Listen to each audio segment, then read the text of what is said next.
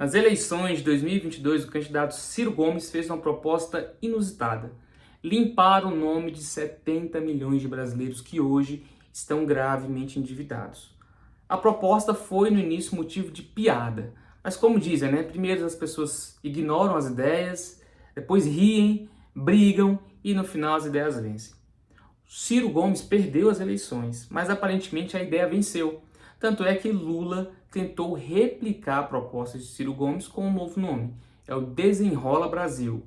A proposta tem, em tese, a mesma ideia de limpar os nomes dos brasileiros, mas está sendo muito criticada pela distância entre a ideia e a prática. Na verdade, a proposta de Ciro ia muito além do que o governo Lula está fazendo. Inclusive, para alguns, o programa Desenrola Brasil é só uma forma de financiar os bancos.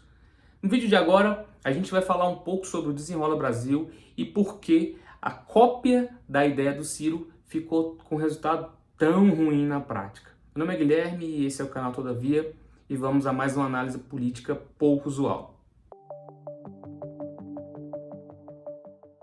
A princípio é importante entender qual era a proposta de Ciro Gomes, que foi apelidada na brincadeira como SP Ciro.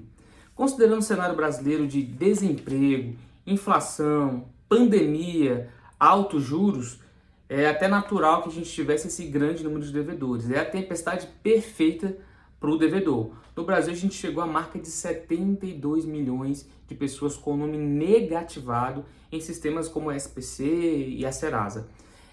Desses, 87% estão devendo cartões de crédito. Então, é uma situação insustentável que prejudica o banco, que não recebe aquela dívida, prejudica o governo, porque essas pessoas estão fora do mercado consumidor e também prejudica, obviamente, o próprio devedor, que não tem acesso a crédito e, claro, todos os danos psicológicos de você ter uma dívida impagável no seu nome.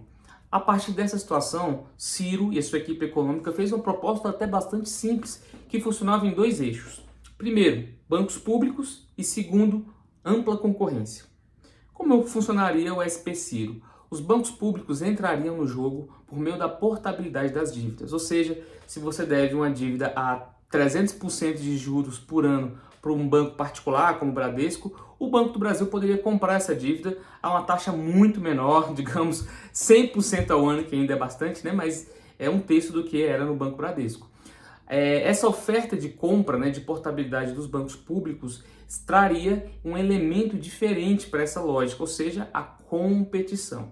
Então, com o Banco do Brasil e a Caixa se oferecendo para comprar essas dívidas dos devedores, os bancos particulares, que também têm interesse em receber, também reduziriam as suas taxas para poder competir. Ou seja, a proposta do Ciro utiliza a ampla concorrência do capitalismo contra um efeito deletério do capitalismo, que é o monopólio, os juros excessivos. Em suma, essa competição entre bancos traria uma opção ao devedor que levaria sua dívida para aquele banco que cobrasse a menor taxa. Não precisa ser o banco público, inclusive. Pode ser o banco privado que cubra a proposta do banco público. Assim, todos sairiam ganhando. Os bancos receberiam as dívidas que antes eram basicamente impagáveis.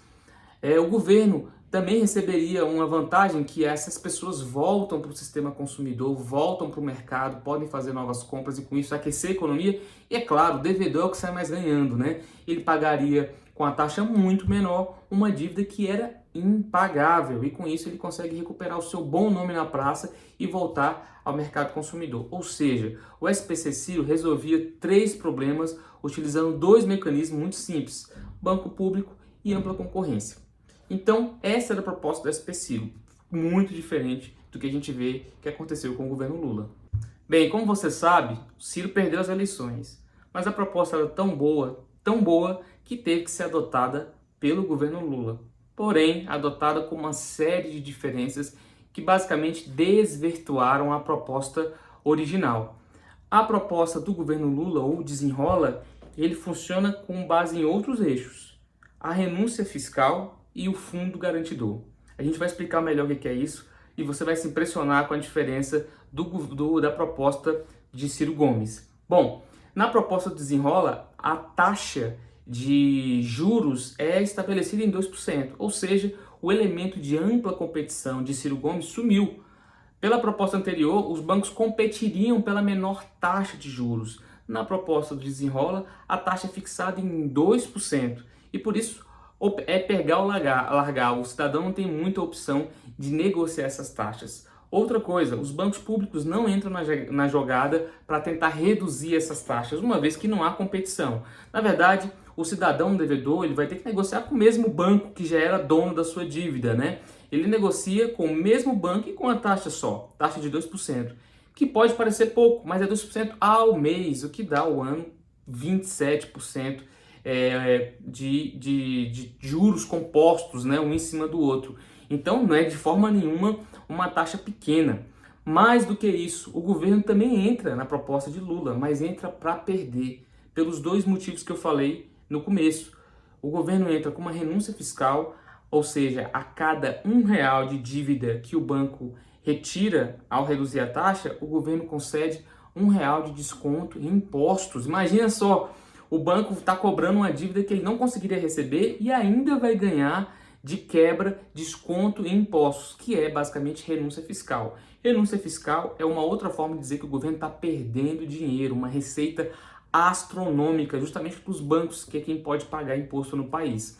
Além da renúncia fiscal, o governo criou uma nova solução, chamada Fundo Garantidor.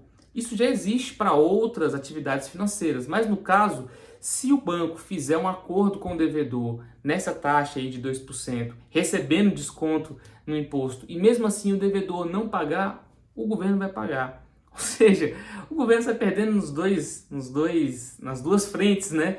Dando renúncia de imposto por um lado e assumindo a dívida do devedor por outro lado. Você vê que é uma proposta totalmente distante da inicial apresentada por Ciro Gomes. Na anterior, ganhavam banco, cidadão e governo. Nessa proposta, quem ganha é só o banco. O cidadão pode ter uma redução de taxa, mas que nem é tão relevante assim, e o governo tem a renúncia de receitas, ou seja, perde receita e ao mesmo tempo se obriga a pagar com o fundo garantidor essa dívida que antes era impagável. Já concluindo o vídeo, é importante destacar que essas são as informações que temos até agora sobre o programa Desenrola. Pode ser que venham mudanças e que o programa se desenvolva e se torne algo um pouco melhor do que é agora. Mas é inegável que a proposta original de Ciro Gomes foi adulterada. E da forma como está, não é um benefício para o cidadão que continua pagando um juros de 27% ao ano. Na verdade, o novo Desenrola, como está hoje, é uma forma de financiamento dos bancos brasileiros. Essa dívida era impagável. Os cidadãos não conseguiriam pagar, não é à toa que são 72 milhões de devedores no Brasil. Essa dívida, o nome sujo iria ficar e o banco não ia receber. Na proposta atual, o banco recebe essa dívida com a redução baixa nos juros, que é sem concorrência. O Banco do Brasil, a Caixa, não pode derrubar esses juros e pedir a portabilidade da dívida. E além disso, com renúncia fiscal, que é simplesmente não pagar imposto, e mais do que isso, se a pessoa não pagar, vem o governo, que nada mais é do que o meio do seu dinheiro, e vai pagar essa dívida. Resumindo, o programa Desenrola não é o SP Ciro, muito pelo contrário, tudo indica que é uma forma de financiar os bancos brasileiros. E você, o que acha do programa Desenrola e o que achava do SP Ciro? Deixa aqui embaixo seu comentário, sua crítica, alguma correção que você possa fazer no vídeo. Curta, comenta e espero você no próximo vídeo do canal. Até mais!